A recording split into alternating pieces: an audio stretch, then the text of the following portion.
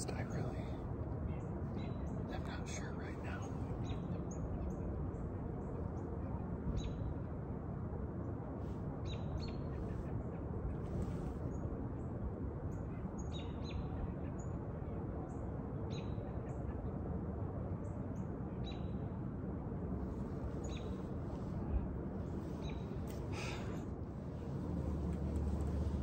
Well, that was sure fun. Oh, there's another deer down there.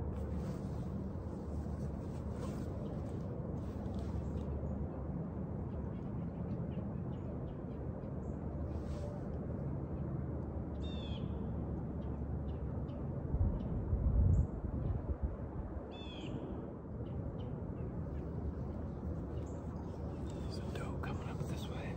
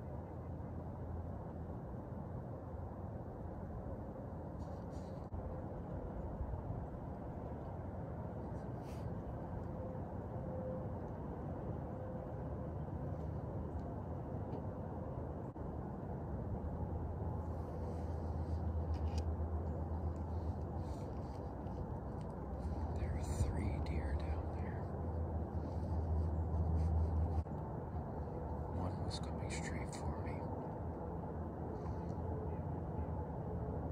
and the other two are making their way up around the left,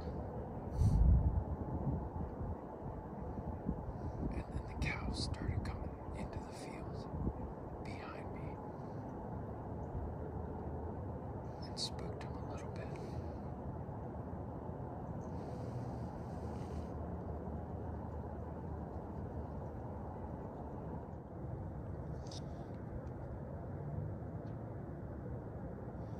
Three of them are just taking their time feeding up this hillside towards me.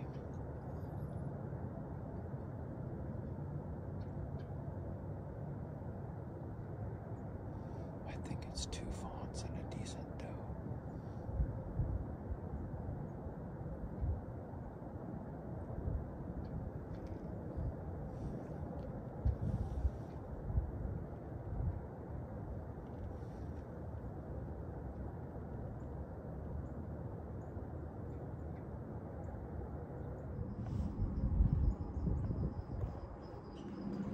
Looks like they're gonna work uphill behind me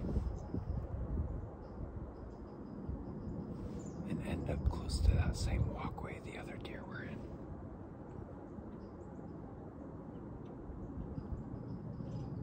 Instead of coming right up the fence line in front of me.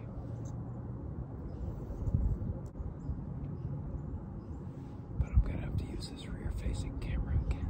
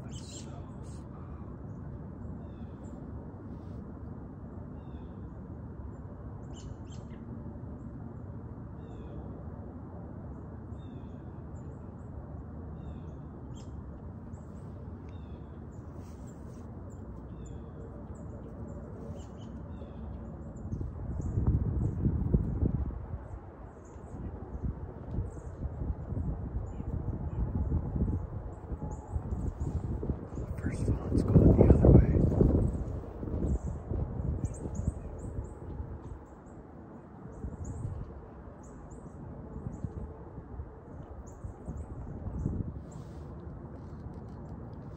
I've got turkeys starting to come in from the other direction. Oh, here they come.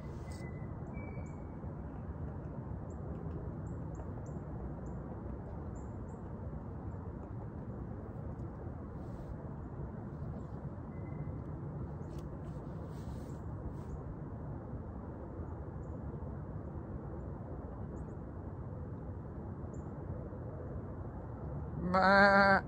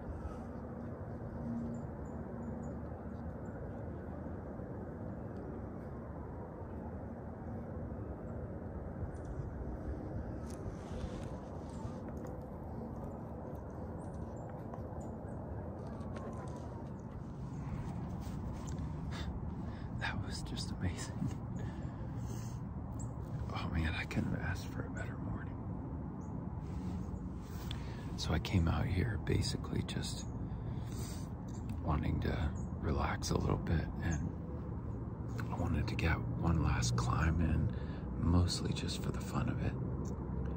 And it's 9:15 and I've had deer around me nonstop.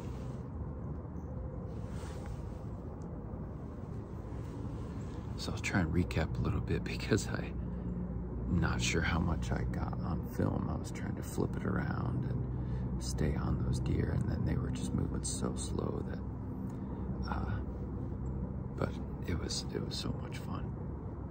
I'm 95% sure I missed that first doe. I saw some branches move. I had a good opening, but I saw some branches move, and she didn't act like she was hit. The arrow's sticking in the ground right over there. She got, again, it was on the back-facing camera and I was in the way, so I don't know if you saw, but she got right there and started to walk through here and caught a little bit of my movement and jumped back. And when she jumped back, she was in an opening. She was right between this little branch going down and that big one going up. And it looked like I had a clear shot, so I let it fly. And I saw something weird happen with the arrow. And then some of those branches down in there were shaking.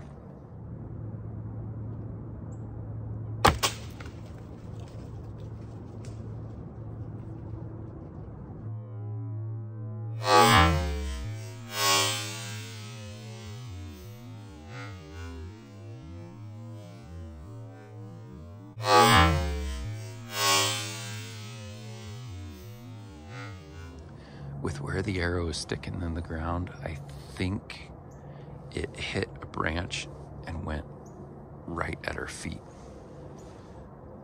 But she ducked pretty good and ran, but didn't duck far enough, I don't think, to get into the arrow. So I get finished with that.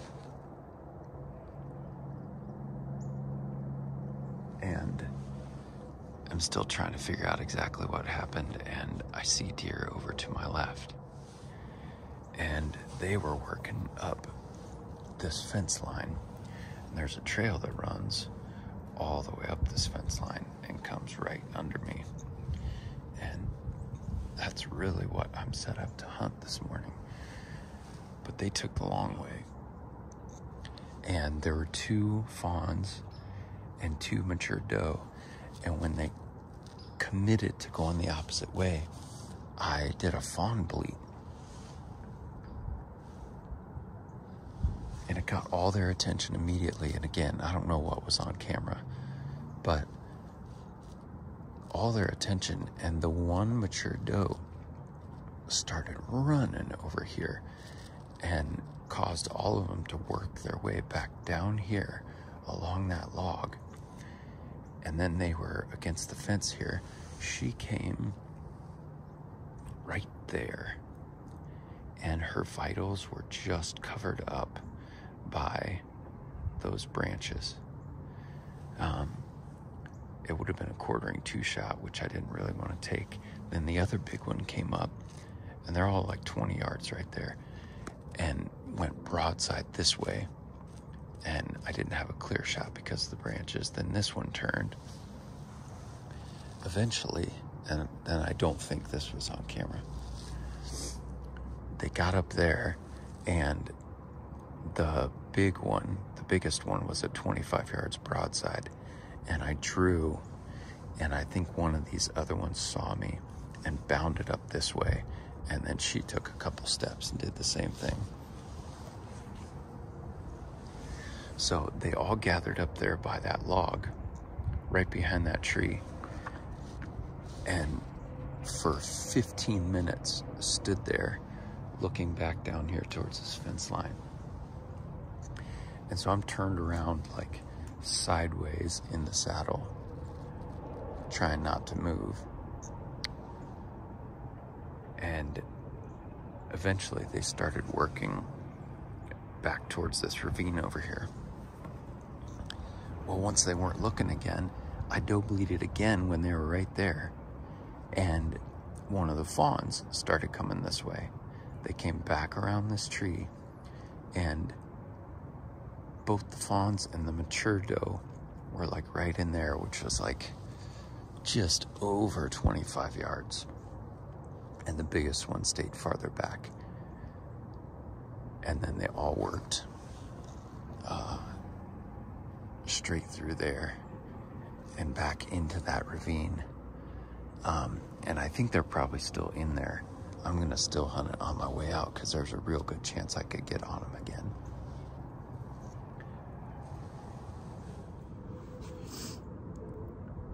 So anyway, this is pretty much me signing off for the year. I wanted to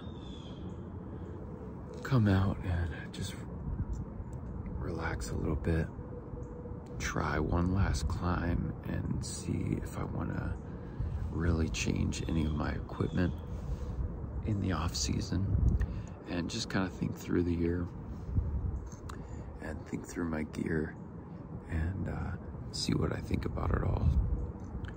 And I haven't really had a chance to think because there's been deer everywhere, but you know, definitely some valuable lessons learned. I have loved having the saddle as an option. It's that XOP saddle kit, and it's really heavily modded. And I'll make some more tweaks to that, I'm sure. I don't think I'll get a different one for next year, but maybe some different attachment options. And I'm really enjoying that. Like I said, I would not be in all these deer this morning if I didn't have the saddle, and I probably wouldn't have even come out because my stands weren't going to be any good. But just the excitement of being in a new spot, being able to see what the wind is doing, and kind of last minute figure out something that will work for it, has just been really nice and been a lot of fun. I'm really looking forward to that again next year. Obviously, I still got to stand hunt a lot because of the boys. But for myself, this has been just really paradigm shifting. And then the other big switch that I made this year was just a different approach to my scent control. I used a bunch of scent control stuff in the past because I felt like you had to. And I still think there's some benefit to it. Maybe you can get a few more seconds out of a deer and maybe get a shot when you wouldn't have. But there have been so many times where I have felt like my scent control was as confident as I can possibly make it. And 100 yards away, I still have a deer bust me. And it's just so demoralizing. So this year, I mean, I washed my stuff in soap at the beginning of the year. But then I haven't really done anything since. And I decided I was just gonna be as smart as I possibly could with the wind,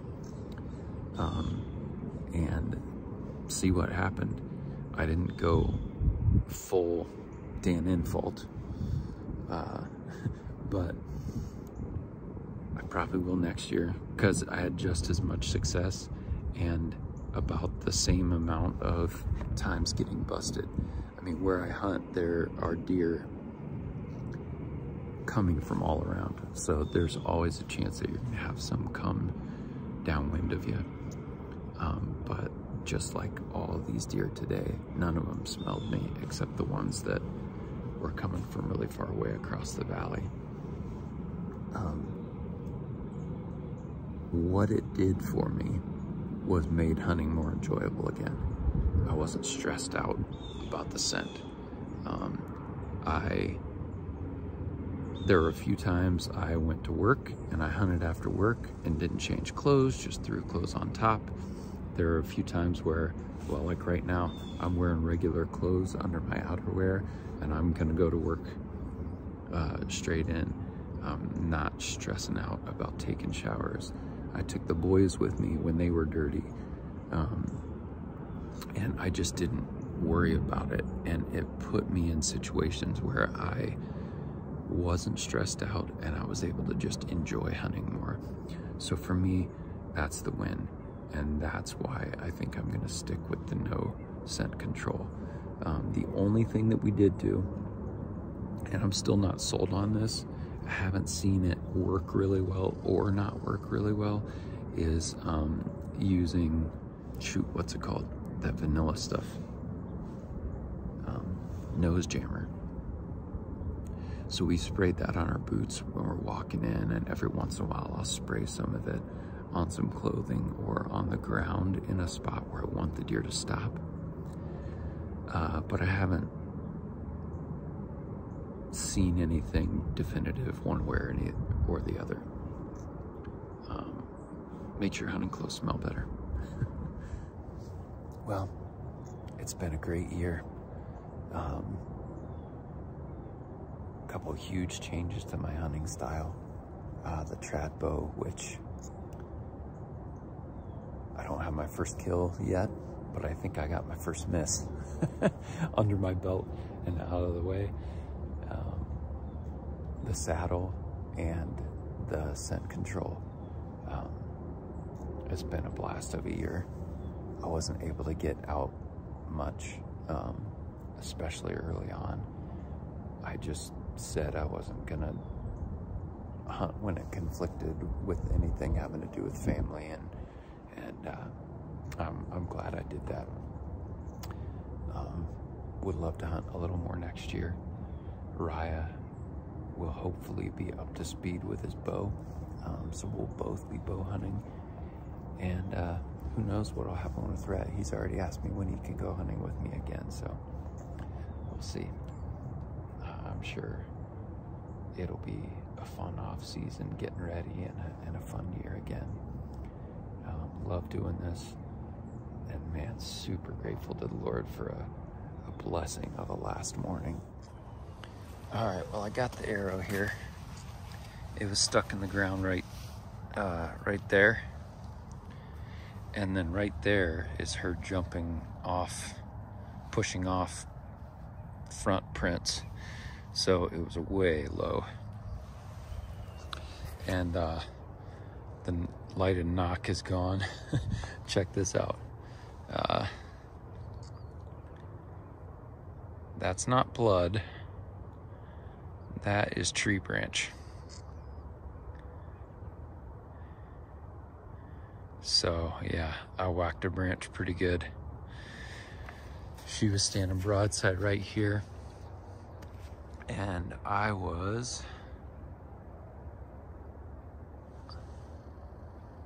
in that middle tree. Man, I was in a great spot. When she walked up, here's her prints. The first time, she got right here, and I was right there. She just caught a little bit of my movement because I was all turned around in the saddle. And then she jumped back to right here. I'm gonna range this real quick just so I know, but yep, clean miss. Enjoy your hunting, enjoy the outdoors, and enjoy the Creator who's given it all to us.